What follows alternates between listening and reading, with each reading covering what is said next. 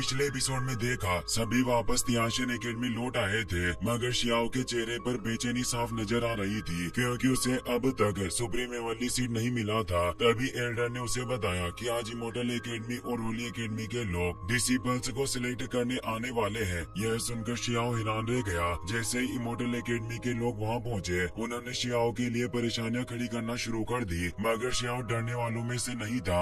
उसने सबको बुरी तरह पीटा और उन्हें उनकी औकात याद दिला दी। लिटिल एवरली किंग भी वहाँ आ गया, जिसकी ताकत वॉइड रियल्म में थी। यह देखकर मोदाओ डरने लगा कि शायद वो उसे हरा नहीं पाएगा। लिटिल एवरली किंग धीरे धीरे अपने ऑरा को फैलाने लगा, जिससे माहौल में घबराहट बढ़ने लगी। लेकिन शियाओ को उस पर बहुत गुस्सा आ रहा था। लिटिल एवरली किंग बड़े प्यार से बोलता है, भाई वांग, तुमने मेरे अज़ूर आर्मर को मेरे छोटे भाई से छीन लिया था। शियाओ जवाब देता है, वो आर्मर तो बेकार था। लिटिल एवरली किंग कहता है, अगर ऐसा है तो जान लो, मैंने वो आर्मर फॉरेन लैंड के खिलाफ युद्ध के लिए तैयार किया था, इसीलिए मैं चाहता हूँ कि तुम उसे वापस कर दो। फिर वो गुस्से में अपनी लाइटनिंग एनर्जी छोड़ता है, जिससे जमीन फटने लगती है। चारों तरफ बिजली बिखर जाती है, मगर शियाओ बेवकूफ खड़ा था। वो कहता है कि तुम्हारे पास दो रास्ते हैं, तुम चाहो तो माफी मांगकर उस आर्मर को ले सकते हो, या फिर लड़ाई करके उसे लेने की कोशिश करो। मैं दोनों तरफ से तैयार हूँ, इसीलिए मेरे सामने अपनी पावर का दिखावा मत करो। उसकी हिम्मत देखकर लिटिल एवरली किंग मुस्कुरा देता है। वो कहता है, मैं अब वर्ल्ड दाओ रियल्म में पहुंच चुका हूँ, मैं कभी भी कमजोरों पर जुल्म नहीं करता। तुम अभी सिर्फ होली सेक्रीफाइस रियल्म में हो, इसीलिए क्यों ना हम एक साहित्यिक लड़ाई करें। मैं एक इमोर्टल पजल रखता हूँ, या फिर मैं बस यहाँ खड़ा रहूंगा और अपनी इमोर्टल लाइट से अपने शरीर की रक्षा करूंगा। तुम मुझ पर कोई भी हमला कर सकते हो। अगर तुम मुझे मेरी जगह से जरा भी हिला पाए तो मैं अपनी हार कबूल कर लूंगा। शियाओ कहता है कि एक मर्द को कभी भी लड़ने से पैर पीछे नहीं करने चाहिए। तो तुम लड़ना क्यों नहीं चाहते? क्यों ना हम दोनों डिवाइन अरीना के अंदर सेम रियल्म की पावर के साथ लड़ाई करें। मगर इमोर्टल एकेडमी के बाकी सभी डिसिपल हंसने लगे। वो शियाओ का मजाक उड़ा रहे थे और कहने लगे, हमारा लिटिल एवरली किंग तो दयालु है और ये लड़का अपनी आदतें भूल रहा है। कहीं ये बस फेमस होने के लिए ये सब तो नहीं कर रहा। वाकई काफी मजाकिया है, इसकी हमारे किंग के सामने कोई औकात नहीं है। मगर तियाशिन एकेडमी के डिसिपल्स भी चुप नहीं रहते। वो कहते हैं कि हमारा वांग कमजोर नहीं है, ये एक अनडिफेटेड फियर्स वॉरियर है जो अब तक किसी से नहीं आ रहा। क्या तुम्हें डर लग रहा है कि अगर लिटिल एवरली किंग ने सेम रियल्म में इससे लड़ाई की तो हारा जाएगा? लिटिल एवरली किंग मुस्कुरा रहा था। उसे बता था कि शियाओ के अंदर वाकई लड़ने का जज्बा है। अब बियान यू, जो अब इमोर्टल एकेडमी की डिसिबल बन चुकी थी, लिटिल एवरली किंग से कहती है, एवरली किंग रहम कीजिए, बस थोड़ी सी गलतफहमी हो गई है, इसे बातचीत से सुलझा लिया जाए तो सबके लिए बेहतर होगा। मगर शियाओ का तो खून खोल रहा था। वो कहता है, अगर तुम वाकई मुझसे लड़ना चाहते हो तो थोड़ी हिम्मत दिखाओ। लिटिल एवरली किंग अब कहता है, तुम सही कह रहे हो, मैं तुम्हारी चुनौती स्वीकार करता हूँ, मगर दुर्भाग्य से मैं पहले से ही सुप्रीम प्रीसियस सीट के साथ मर्ज हो चुका हूँ, इसीलिए मेरी पावर सेम रियल्म में भी काफी ज्यादा होगी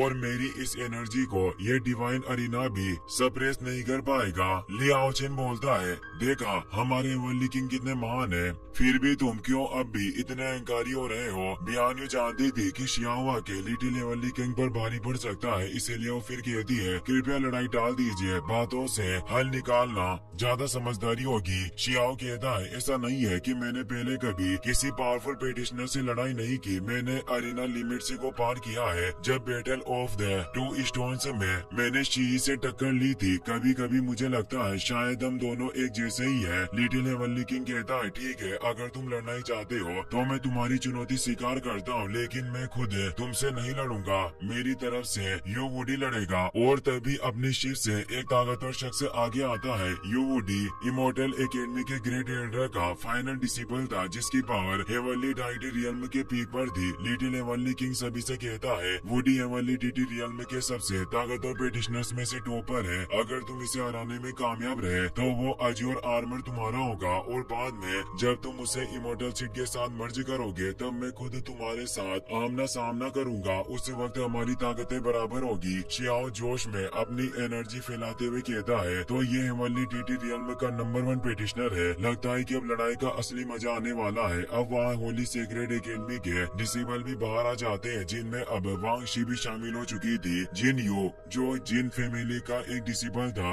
और उसकी शक्ति भी एवरली डीटी के पीक पर थी, वो कहने लगा, लगता है कि तुम्हारे पहाड़ों में अब शेर नहीं बचे। तभी तो यहाँ चूहे बिल्ली का खेल चल रहा है हमारे एकेडमी में भी ताकतवर पेटिशनर्स है, भले ही हम उस यंग सुप्रीम पेटिशनर को न गिने जो इस वक्त एकांत में कल्टिवेशन कर रहा है, फिर भी हम लोग तुम्हारे इमोर्टल एकेडमी के फर्स्ट पहले पेटिशनर से कहीं आगे हैं। लिटिल एवनली किंग कहता है अगर ऐसा ही है तो मैं कब से अपने लायक प्रतिद्वंदी का इंतजार कर रहा हूँ जो गॉड लेवल अरीना में मुझे हराने आए। इसी के साथ अब सीन बदलता है, हमें जंगलों में एक नाव में बैठा एक एल्डर दिखाया जाता है जो तियाशिन ग्राउंड का पूरा नजारा देख रहा था। वो मुस्कुराकर कहता है वाकई ये सब काफी दिलचस्प है। वो अपनी पावर से ग्राउंड में तेज एनर्जी को एक्टिवेट करता है जिसके साथ ही एक अरीना उभरने लगता है। एक प्राचीन सा फिनोमेनन क्रिएट होता है, ग्राउंड से एशियन ग्रेट दाव अरीना उठकर ऊपर आने लगता है जिसे तियाशिन एकेडमी के सुप्रीम एल्डर मिंग तियानजेन ने अपनी इमोर्टल क्यू से बनाया था। अब तीनों एकेडमी के डिसिपल इसमें फाइट कर रहे थे और अब फाइट के लिए सबसे पहले शियाओ को चुना गया जिसे अरीना के ऊपर टेलीपोर्ट कर दिया जाता है। इमोर्टल एकेडमी का एक डिसिपल कहता है आखिर वांग को पहले क्यों चुना गया, क्या ये अपनी ताकत का दिखावा करने के लिए इतना उतावला हो रहा है। शियाओ सोचता है कि मुझे नहीं पता कि किस बुरे मोस्टर ने इस लड़ाई की व्यवस्था की है, लेकिन अरीना में लड़ाई करना तो मुझे वैसे भी खूब सूट करता है। और वो इशारे में वुडी को बुलाता है, आओ हिम्मत है तो मुझसे लड़ो। वुडी अरीना में उतर आता है। बियान यू जो अभी इमोर्टल एकेडमी की सदस्य थी निराश होकर सोचती है इतनी कोशिशों के बावजूद भी मैं इस फाइट को रोक नहीं सकी। वुडी अरीना में आते ही अपनी एवनली फिनिश से पावर को एक्टिवेट कर देता है। पूरा अरीना आग की लपटों में ददक उठता है, लेकिन शियाओ को इससे रत्ती भर फर्क नहीं पड़ता। वांग शी हैरान रह जाती है। जिन्यू से कहता है भाभी क्या ये वही वांग है जिसने आपकी पूरी वांग फैमिली को उकसाया था। वांग शी कहती है मुझे उस नाम से मत पुकारो। वो फिर कहता है आप तो सीनियर ब्रदर जिन जान की मंगेतर है, अगर मैं आपको भाभी कहकर बुलाता हूँ तो इसमें क्या गलत है। वांग शी बताती है वांग का टैलेंट असाधारण है, इसे कभी कम मत समझना। जिन्यू कहता है आप बेफिक्र रहिए, मैं बड़े भाई जिन जान की तरफ से इस लड़के को हरा दूंगा और आपके बदले को पूरा करूंगा। अंदर अरीना में शियाओ अब लियू वाइन से वुडी के हमलों को बड़ी आसानी से रोक रहा था। वुडी गुस्से में कहता है लड़के ज्यादा घमंडी मत बन, मैंने अभी तक अपनी पूरी ताकत नहीं दिखाई। और फिर वो जायंट बर्ड को एक्टिवेट करता है। शियाओ कहता है कि क्या तुम इमोर्टल एकेडमी के लोग अब भी ठीक से बोलना नहीं जानते, मैंने कुछ कहा भी नहीं और तुम बकवास किए जा रहे हो। फिर वो अपनी कुनपेंग टेक्निक को एक्टिवेट करता है। अब दोनों की बीस्ट टेक्निक एक दूसरे से टकराती है। तभी वहाँ स्पीड ट्रेजर की वॉरशिप आ जाती है जिसमें वो सभी तियाशिन एकेडमी के डिसिपल थे जो करंट एरा मेथड की कल्टिवेशन के लिए गए थे। काओ युशिन कहता है बड़े भाई ने फिर से एक लड़ाई छेड़ दी, इसीलिए ये जगह फिर से जीवंत हो गई है। लिटिल बनी भी हंसते हुए कहती है भाई हमारे लिए चिकन का इंतजाम कर रहे हैं, जल्दी हमें एक जबरदस्त दावत मिलेगी। अरीना में वुडी अब फिनिक्स किंग स्वॉर्ड बॉडी को एक्टिवेट करता है जो एवन फिनिक्स निर्वाणा पावर का मैनिफेस्टेशन था। वो कहता है इस life and death nirvana power के साथ तुम बेशक 2 हिस्सों में काट दिए जाओगे।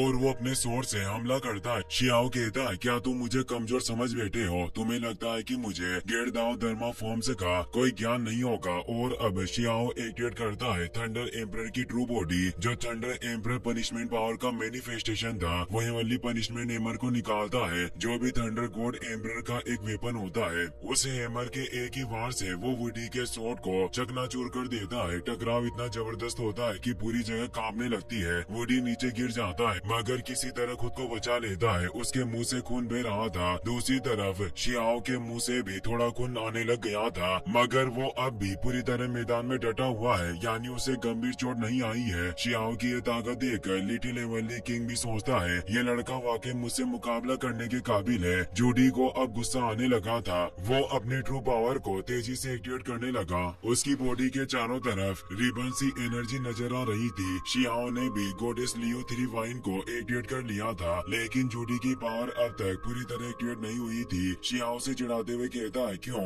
आखिर इतनी देर क्यों लग रही है। तभी जूडी अपनी रिबन पावर को पूरी तरह एक्टिवेट कर देता है जो पूरे अरीना को कवर कर लेती है। वो कहता है वांग तुम वाकई बेहतरीन प्रतिद्वंदी हो, मुझे ताज्जुब है अब जब मैं अपने 9 रिवोल्यूशन एवन टेक्निक इस्तेमाल करने जा रहा हूँ तो तुम इसका मुकाबला कैसे करोगे। अब पूरी जमीन हिलने लगती है, सब कुछ उलट पुलट होने लग गया था। कई डिसिपल गिरने लगते हैं लेकिन लिटिल एवनली किंग खुद को संभाल लेता है, पर वो अंदर ही अंदर मायूस हो रहा था। उसे लगने लगा कि वांग हार जाएगा और इस 9 रिवोल्यूशन से हार कर मरना वाकई एक शर्मनाक मौत होगी। लेकिन तभी शियाओ का 6 रीइंकार्नेशन पाथ एक्टिवेट हो जाता है। वो कहता है क्या अजीब इत्तेफाक है, जब मैंने नेदर वर्ल्ड के एक इनविजिबल बिस्ट से मुकाबला किया था तो उसने भी कुछ ऐसी ही 9 रेवोल्यूशन मैजिक इस्तेमाल की थी, लेकिन तुम्हारी टेक्निक तो अभी कच्ची है। तुमने अभी तक इस टेक्निक को बस देखा है, लेकिन मैंने इसके ट्रू फॉर्म का इस्तेमाल किया है। अब शियाओ अपने 6 से बाद स्क्रॉल्स को एक लाइन में सेट करता है, सभी रियल्म की एनर्जी को जोड़कर एक जोरदार हमला करता है। जूडी अपनी रिबन पावर से उसे रोकने की कोशिश करती है। उसने शियाओ के हमलों को रोक लिया था। वो कहता है, मैं देखता हूँ तुम कब तक मेरे हमलों से बचते हो। अब जूडी अपनी 9 रेवोल्यूशन एवन टेक्निक का सेकंड रेवोल्यूशन एक्टिवेट करता है। शियाओ महसूस कर पा रहा था कि इसमें स्पेशल डिवाइन प्रिंसिपल्स बह रहे थे, जो रीइंकार्नेशन के एक फॉर्म की तरह है। वो सोचता है कि अगर मैं इसे अपने फाउंडेशन के तौर पर इस्तेमाल करूं, तो मैं अपनी 6 से बाद रीइंकार्नेशन टेक्निक को एवोल्व कर सकता हूं। अब शियाओ अपने स्क्रॉल्स से व्रज डेमन सबड्यूइंग फॉर्मेशन एक्टिवेट करता है, जिससे वो जगह फिर से पहले जैसी होने लग जाती है। जूडी को यकीन नहीं होता। वो ईरानी से कहता है, क्या तुम्हारे पास 6 से बाद रीइंकार्नेशन टेक्निक है? मुझे यकीन नहीं हो रहा कि मैं तुम्हें हरा नहीं पा रहा। अब जूडी डेमोनिक पावर को अनलिश करने लगता है। लिटिल हेवनली किंग चेतावनी देता है, अपने मन को डगमगाने मत दो। लेकिन अब जूडी अपनी रियल फॉर्म में आ जाता है। वो कोई आम इंसान नहीं, बल्कि 9 नेदर बीस्ट था, एक ऐसा जीव जो 10 इविल्स का वंशज था। सभी तियाशन के डिसिपल्स हैरान रह जाते हैं, ये तो एक 9 नेदर बीस्ट है। वुडी अब अपने असली रूप में कहता है, इंसानी बच्चे, तू मेरा दुश्मन बना, अब तुझे मरना ही होगा। वो आई ऑफ डेथ एनर्जी से हमला करता है, जो कि उसकी इनबिल्ड डिवाइन एबिलिटी थी, लेकिन शियाओ से बच निकलता है। वो हंसते हुए कहता है, मैं तो सोच रहा था तुम कोई बड़े पक्षी होगे, पर असल में तो तुम्हारा रूप बहुत ही बदसूरत है, जिसे खाने के इस्तेमाल में भी नहीं लिया जा सकता। अब वो अपने पावरफुल फिस्ट से जबरदस्त हमला करता है और जूडी को दूर फेंक देता है। शियाओ अब अपना ओनली केव मेथड एक्टिवेट करता है, लेकिन जूडी अपने 9 हैंड्स से उस फॉर्मेशन को जकड़ लेता है। उसके 4 सिर शियाओ के हाथ पैरों को बाइट कर लेते हैं। ऐसा लगने लगता है कि शियाओ हार जाएगा। लिटिल इमोर्टल किंग कहता है, 9 नेदर बिस्ट का निवाला बनना कोई आसान मौत नहीं है, वाकई ये एक क्रूर मौत मरेगा। शियाओ कहता है, मैं तो बस इसे दाना डाल रहा था। अब वो अपनी सीलिंग फॉर्मेशन एक्टिवेट करता है, जो ओनली केव हेवन की एशियंट सील थी। साथ ही वो रीइंकार्नेशन प्रीसियस टेक्निक को भी एक्टिवेट करता है, जिससे वो टाइम को रिवर्स कर सकता था। जैसे टाइम रिवर्स हुआ, वो बिस्ट पीछे हट जाता है और शियाओ अपनी पावर को सील कर देता है। वुडी चिल्लाता है, मैं 10 इविल्स का वंशज हूँ, मैं कैसे हार सकता हूँ? लेकिन शियाओ उसे इतनी फियर से पावर से दबाता है कि उसका असली रूप छोटा होता चला जाता है। काओ युशेंग कहता है, जब उस बिस्ट ने शियाओ के हाथ पैर पकड़े थे तो मैं वाकई डर गया था, पर हुआंग कभी हारता नहीं। अब शियाओ उस बिस्ट के शरीर पर पैर रखने लगा और कहता है, क्या अब भी तुम मेरे सामने अकड़ दिखाने की हिम्मत रखते हो? वीडियो पसंद आया हो तो अपने दोस्तों के साथ शेयर करना और इस वीडियो का 10 के लाइक जल्दी पूरा कर देना और हाइप करना ना भूले। Thanks for watching.